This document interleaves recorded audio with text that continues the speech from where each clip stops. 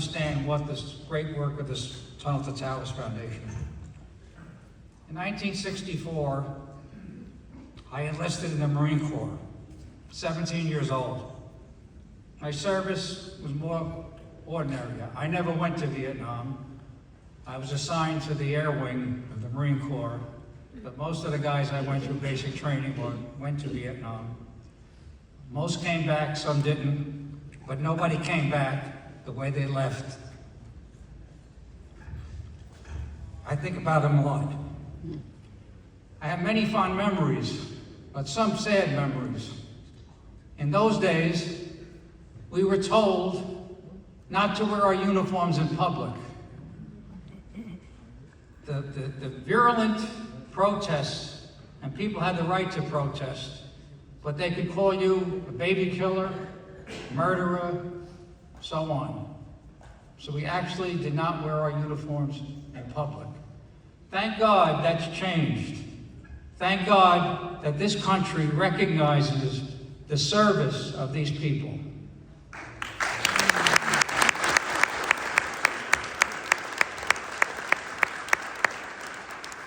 And it's people like you that support the Tunnel to Towers Foundation that makes the work that John just described possible.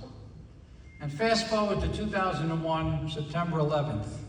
Tunnel to Towers is born of the ashes of 9/11. Terrible day in New York. I was there. My daughter Jackie was 2 blocks away teaching at Stuyvesant. It made me nuts trying to find her.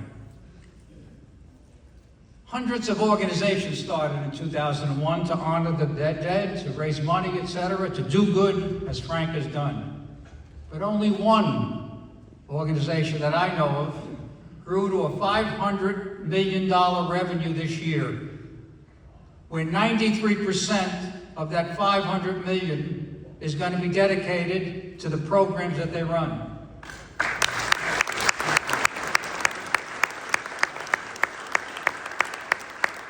I know of no organization that has a record like that. And then you say, why Tunnel to Towers? What's differentiated them from those other hundreds of organizations? In my 50-plus years of running my business, I've given hundreds of lectures, presentations, and we talk about leadership. And I always go back to my days in Brooklyn. And on an intersection in Brooklyn, on the 4 corners, 3 of the corners were occupied by hamburger places. One was Wetson's, the other was White Castle, and the third was McDonald's. Wetson's was out of business in a couple of years. White Castle, about the same size today they had in the 60s. And McDonald's became a publicly held international corporation. All 3 were flipping the same burgers, selling the same fries. What separated them? When Ray Kroc bought McDonald's from the McDonald brothers, who had 2 or 3 places in California, he had the vision to grow it. He had the leadership skills to grow it. And he had the commitment to grow it. And that's what Frank Silla brought to this organization. The commitment, the vision to see the impossible, the commitment to turn the impossible to possible, and finally, the wisdom to turn the possible into reality.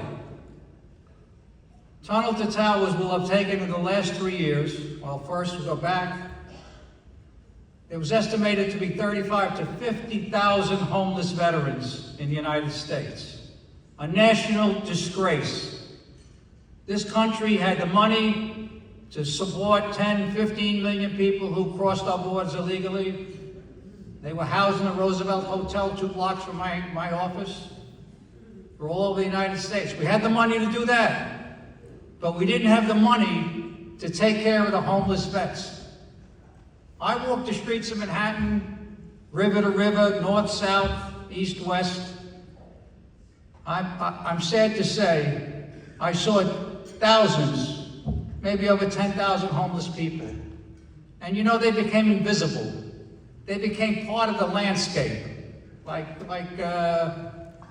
lampposts, like signs. No one gave them a look. You'd see them in the wintertime sleeping on cardboard, blankets piled on top of them, and perhaps a shopping cart full of all their worldly possessions. And how many of them were veterans? And I'm sad to say and embarrassed to say, I was part of that process. They were invisible. Frank Siller said, I will not tolerate that. No veteran should be left out on the streets. And because of his vision and his commitment and his heart and soul and the people behind him, they have taken, in the last 3 years, 17,500 veterans off the streets.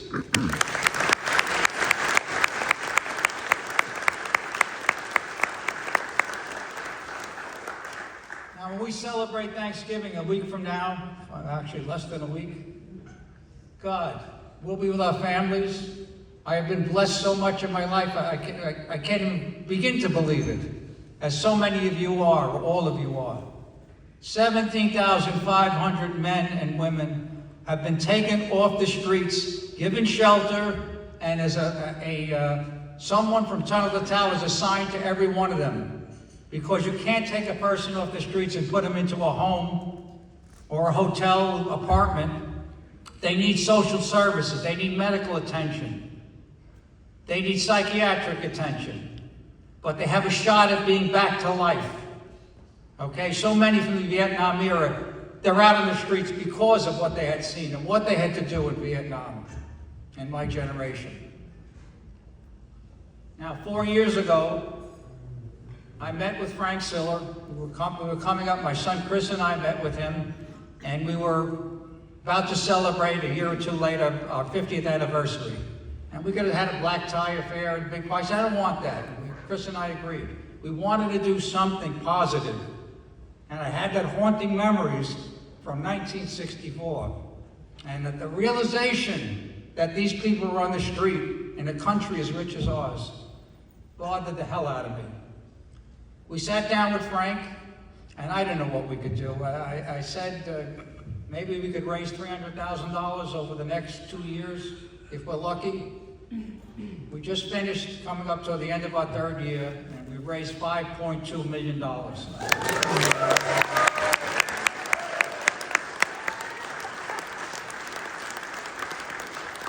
And I will tell you, it's not Chris and it's not me. The only people who turned me down were people who already were giving to Tunnel to Towers. That's how effective this country, this Veteran Foundation has been. I'm pleased to say that $3 million of the $5 million will go to homeless veterans, and the other $2.4 million and what we raise in the future will go to the catastrophically injured veterans. We have our first one coming up a week from today. There'll be the dedication for retired Major Ivan Castro. When we reached the $1 million mark, Frank came to me and said, okay, we'll give you a choice of a couple of catastrophically injured people. I didn't realize I wasn't going to get not only a catastrophically injured person, I would get Superman. Ivan Castro is probably the most amazing individual I've ever met in my life, and you'll meet him tonight in a minute. He started as a private in the Army, became a Green Beret, he was a sniper, special ops, he made first sergeant a number of years, then went to officer candidate school, became an officer. And in 2006, on a rooftop in Yusuf, Iraq, he was a first lieutenant, and lieutenants aren't usually on rooftops in a sniper position with a team of snipers, but he would want to be with his men.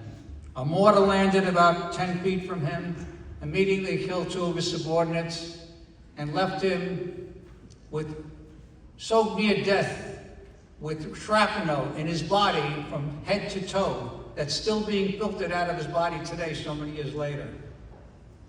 He woke up in a hospital bed and was told he was totally blind and would be blind permanently. He had injuries from head to toe.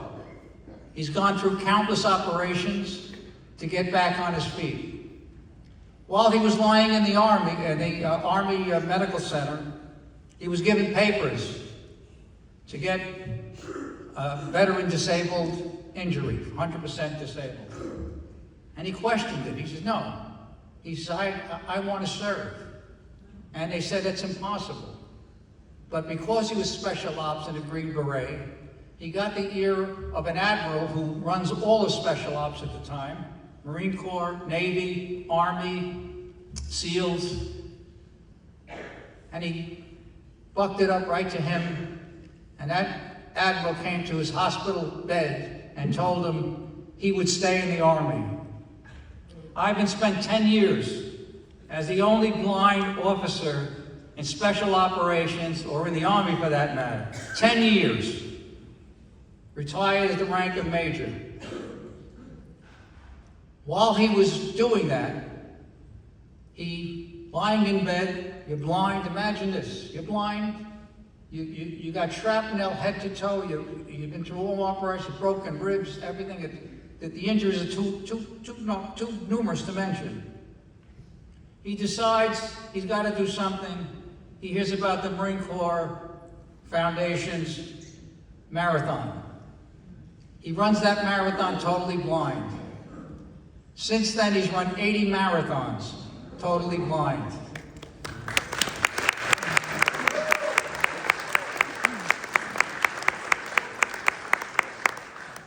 He climbed Mount Kilimanjaro, totally blind. He was skied to the Antarctica with Prince Harry, totally blind. He trekked from Canada to Mexico, 2,600 miles, with his aide, Darlene Matos, who herself was the first combat engineer, female combat engineer. 2,600 miles along the Pacific Crest Trail. He ran with the bulls in Pamplona, totally blind. He's an author. He wrote this book, Fighting Blind, okay? You can get it online. It's an amazing, amazing summation of a great man's life. He's done all of these things. He's a lecturer, he's an author, he's a father, and he's the most positive human being I've ever met. He's got numerous awards from the Purple Heart, Silver Star, and so on. I could read from this thing. It's just absolutely amazing. So, without further ado, I'd like to bring up Ivan Castro. That's a 7-year-old son of mine with him. Come on up, Ivan. Please rise.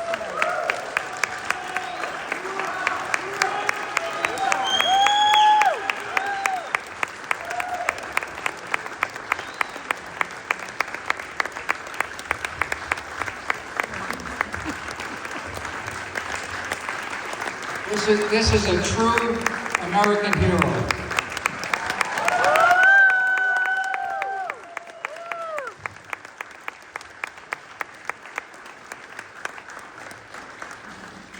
Thank you, Frank.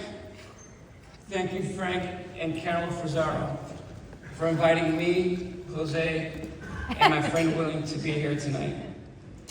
I'd also like to thank John Lubarbaro, the Tunnel to Towers board members, and the entire staff for all the hard work that they do. And especially, thank you to every donor and supporter of Tunnel to Towers for what you've done for my family and for so many who walk this road. I'm extremely grateful to be the recipient of a mortgage-free smart home. But before I go any further, I've got to tell you something. Last night, after dinner, I was staring into space, trying to figure out what to say tonight. And then I remembered, I live with a genius, my son Jose. He's 7, so naturally, I hired him as my speechwriter. I handed him some crayons, a pen, and a piece of paper. And I told him, buddy, write Daddy's speech and make it good. He got right to work.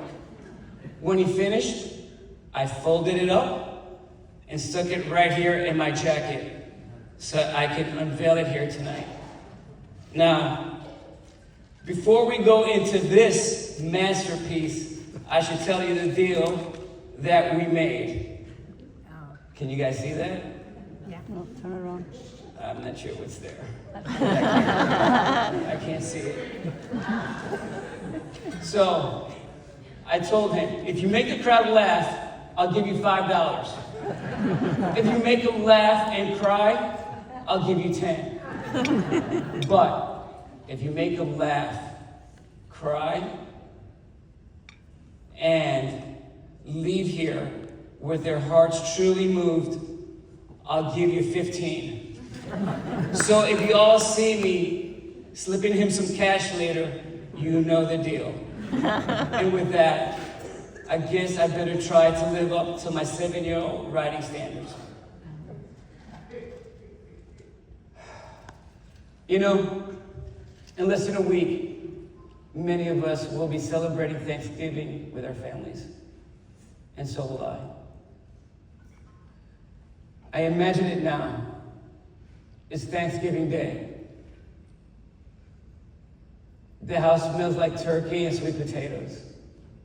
There's laughter coming from the kitchen.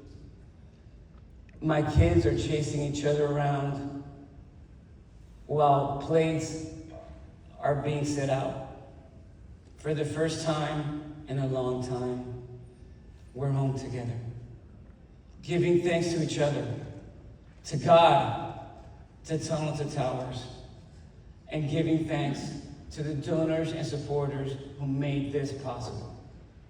And we won't be doing this in a borrowed place or somewhere temporary. This will be home. A home that love built. A home built by people who cared enough to make sure that we could sit together as a family at one table again. Because of you, our table is full. Not just with food, but with gratitude, stories, and peace. And then, before we could blink, Christmas will be here. The same living room. But now, there's a tree in a corner. Lights glowing softly against the window. The floor covered in presents. The kids wake up early, eyes wide, and the kind of joy that you can't fake. Me? I'll be standing there in my pajamas with a cup of coffee in my hand, taking in what it took to get here. Because of Tunnel to Towers, because of everyone in this room, my family has more than walls. We have stability. We have safety. We have hope. You didn't just give us a home. You gave us moments. Thanksgiving around the table that finally feel like ours. Christmas mornings filled with wonder. And simple nights when we sit together on the couch watching TV, living a life that finally feels like ours. You gave my kids memories that will carry for the rest of their lives. So from my family to yours, from my heart to yours, thank you. You've done more than what you'll ever know. And this year, when we bow our heads at the table at Thanksgiving, and again on Christmas morning, when the lights are twinkling under that tree, I'll be thinking of all of you, and I'll whisper a quiet thank you. Thank you for giving us that.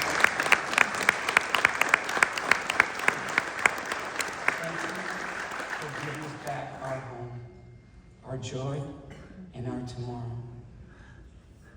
Thank you. Now, Thank you. Frank wanted me to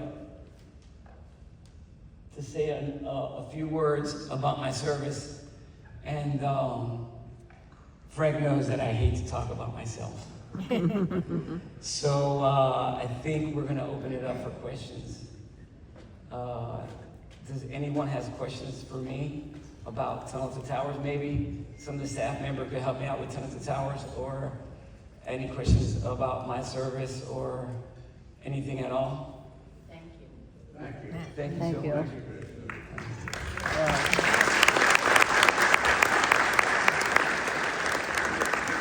I have the microphone, no less? Ivan, it's Carol.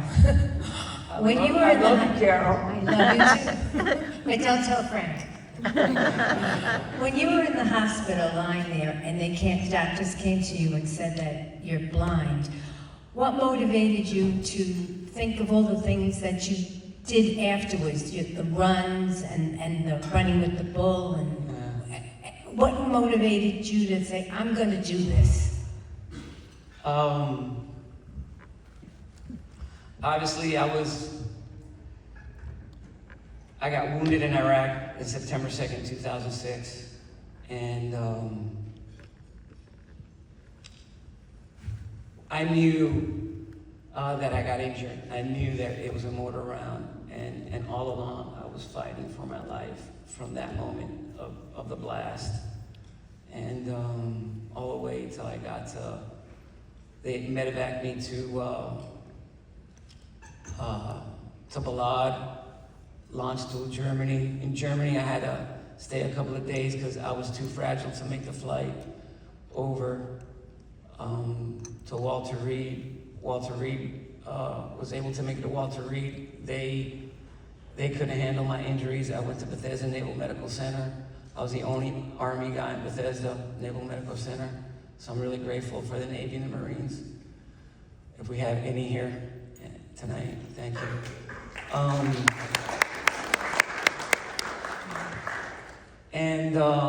I didn't know anything about the blind. We all live in a bubble, in our day-to-day, our family, our jobs, and all I knew about the blind was that they walked with a cane or with a guide dog. And I had overheard a Navy nurse and a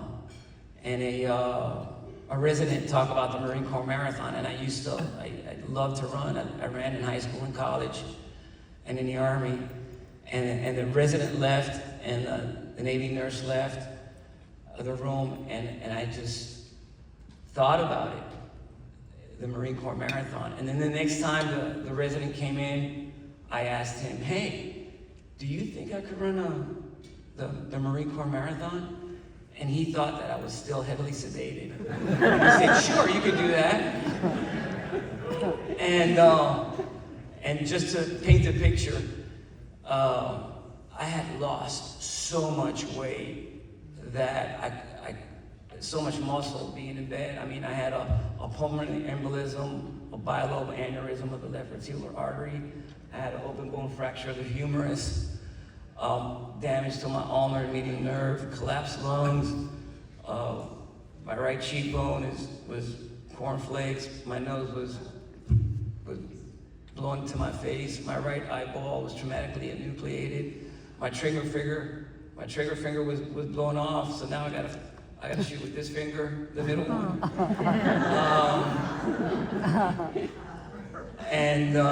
Just a plethora of injuries and shrapnel throughout my body. Replaced hip, replaced knee, 3 broken metatarsals in my foot. I was just a hot mess. And just lying in bed, I ended up gaining so much weight. And then I turned my bed into a jungle gym, and I started doubling up on physical therapy and occupational therapy, and I pushed away God when they told me that I was blind, and brought God back in my life. And a year later, I ran the Marine Corps Marathon. And I trained so much for that marathon that I trained with 3 different guides, and I sadly had left all 3 guides behind. A reporter for Money magazine had to bring me across the finish line, and I ran it with a Boston qualifier.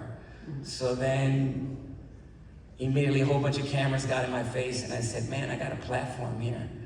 I could spread a positive message. And that's what I did. I just started running. And marathons wasn't enough. Then I had to go to ultra marathons, 50 milers, and 50 milers wasn't enough. I had to go to 100 milers, and then 100 milers weren't enough. I had to go run across the Sahara Desert and ski to the South Pole and cycle my bike across America. Everybody thought that I was on a death wish. And perhaps I was. A lot of things happened during this time. My wife left me. And that was pretty hard for me. And I kept on diving into more athletic adventures and challenges and anything crazy that came up to mind. And that's what I did, you know. Very blessed. And just like Toronto Towers, that's here to help service members and firefighters and first responders, police officers. Nothing that I did throughout my life, I did it by myself. Even walking up here, finding the bathroom tonight. Everything, I always say, there are very few things in life that's attributed with the work of one person. And me standing here tonight is one of them, you know. I count on the eyes of others to guide me on my pursuits, to guide me out of the darkness. And I'm blessed, I'm very blessed. None of those things I did alone. I had crazy friends that came along through all those adventures.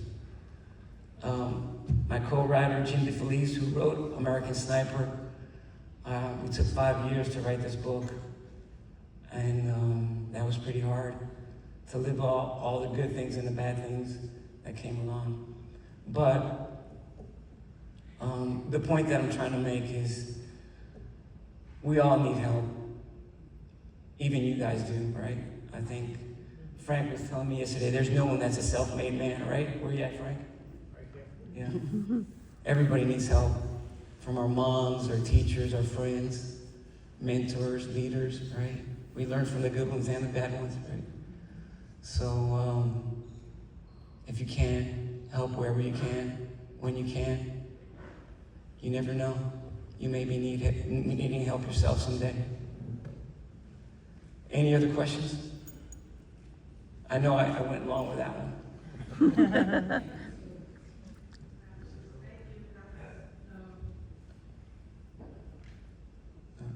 Anything else? How are you able to do it? I think I'm a firm believer. This is my definition is, you know, we learn as, I have my 7-year-old here, right? And I tell him by now he knows what's right and wrong. He knows hot and cold, left and right. He knows what's good and bad. And I was blessed to have parents, you know, that's the foundation. I had a great mom and dad that were blue collar, and I worked as a child. And I'm a firm believer of ethics, morals, and values, and mental toughness and resilience. And working on a farm back home in Puerto Rico. I was born in Jersey, lived in New York, and at the age of 12, they took me to Puerto Rico. And I had to work on a farm, sleep with a mosquito bar. There was a piss pan underneath the bed, and I had to go out to an outhouse. And those tough times made me resilient to join the military and overcome all of these challenges, obstacles that came along. And how I did it with God. And that mentality of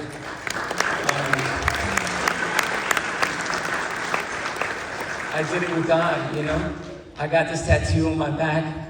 It's footprints around I have footprints tattooed around my back, right? Everybody knows footprints in the sand? Yeah. Those of you know that, right?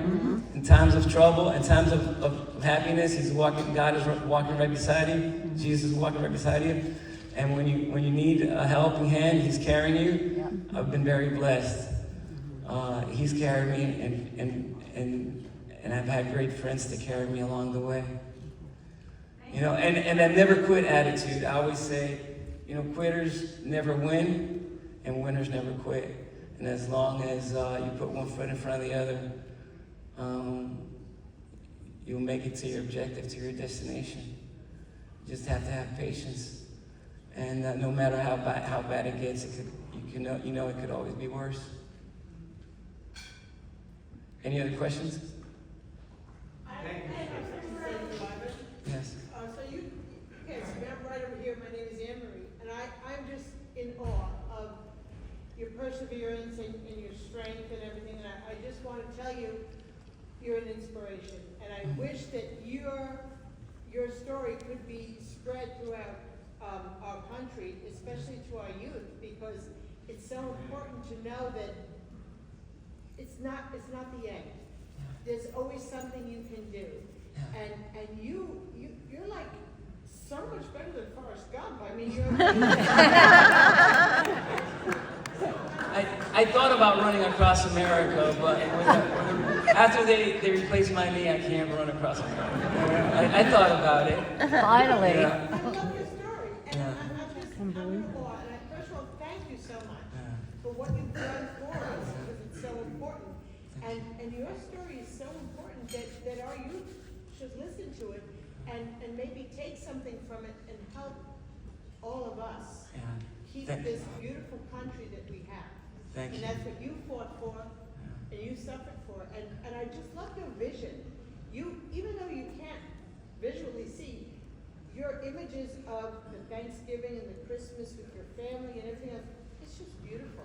Yeah. And I hope you never lose that. I'm blessed that I had my eyes for 39 years. I'm 58 now. It's been 19 years since I lost my sight. And you know, I was gonna write. I filled my book here, but I was gonna write this book. The title of this book was gonna be called Simple Man. And the editor and my co-writer said, "Nyman, you're not a simple man." Anything but. And because I wanted to call a simple man from the song Leonard Skinner, right? I love that song. And so I said something to my co-writer, and that was, he asked me, how you do it, right? And one of the things I tell some folks is, I never hit the snooze button. And I'm not saying anybody who does here, but my belief is, if I made a commitment of setting my alarm the night before to wake up at 5 o'clock in the morning, and when that alarm clock goes off, if I don't put my feet on the ground at 5 o'clock in the morning, I already failed myself.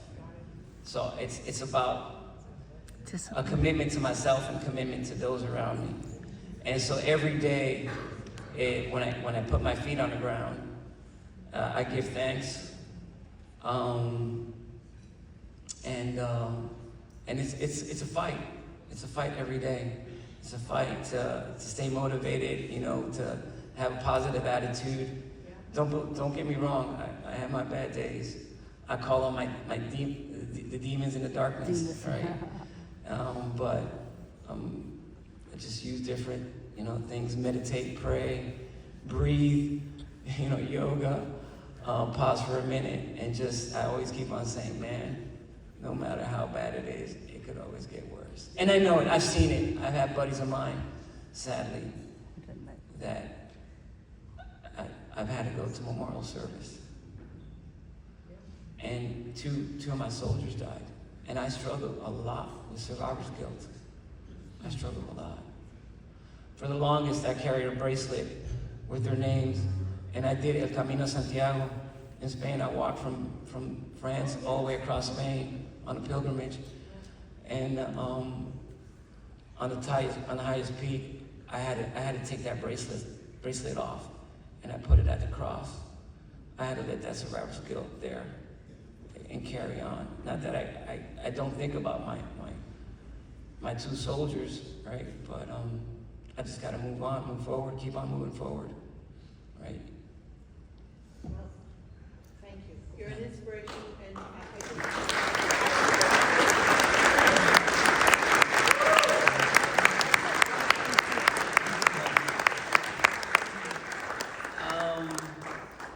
One more, or are we done, or?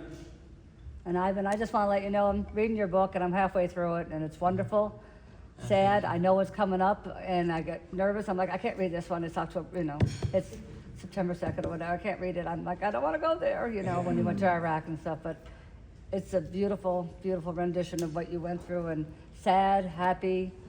And like I said, you're a hero. Yeah, Thank you.